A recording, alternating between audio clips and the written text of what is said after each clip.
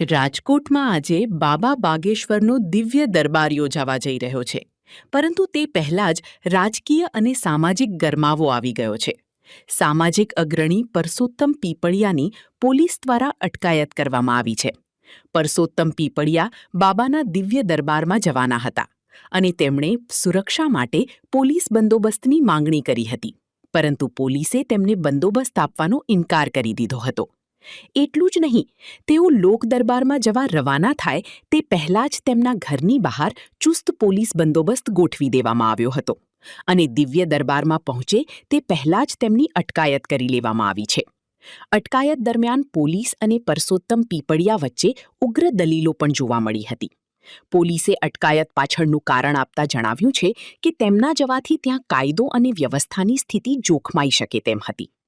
અટકાયત પહેલા પરસોત્તમ પીપળિયાએ મીડિયા સાથે ખાસ વાતચીત કરી હતી, જેમાં તેમણે પોતાની રણનીતિ અને વિરોધ અંગે મહત્વના ખુલાસા કર્યા હતા. મારી અટકાયત કરવાનું મને કહે છે કે આ ઘરમાં રહેવાનું કહે છે, પણ મને બંધારણે જે અધિકાર આપ્યા છે કે કોઈ પણ અંધશ્રદ્ધા ફેલાવતો હોય તો એનો પર્દાફાશ થવો જોઈએ. અને મેં અરજી પણ કરેલી છે, જો બાબા બાગેશ્વર છે તેને અંધશ્રદ્ધા ફેલાવવા માટે પોલીસ પ્રોટેક્શન આપવામાં આવતું હોય ત્યારે એક આલોચક તરીકે એનો પર્દાફાશ કરવા માટે મને પણ પોલીસ પ્રોટેક્શન મળવું જોઈએ. તેને બદલે મને અત્યારે જવાની મનાઈ ફરમાવે છે અને અટકાયત કરવાની વાત કરે છે, એટલે એ મારી દ્રષ્ટિએ મારા મૂળભૂત અધિકારોની વિરુદ્ધ છે. મેં પોલીસ પ્રોટેક્શન માંગ્યું છે અને તંત્ર દ્વારા કહેવામાં આવે છે, પોલીસ દ્વારા, કે તમારી અરજી રદ કરી છે, એટલે તમે કાયદો વ્યવસ્થાના ભાગરૂપે તમે ન જઈ શકો એવું એનું કહેવાનું છે. જ્યારે મારું કહેવાનું એમ છે કે હું ત્યાં કોઈ તોફાન તરકત કરવા નથી જતો.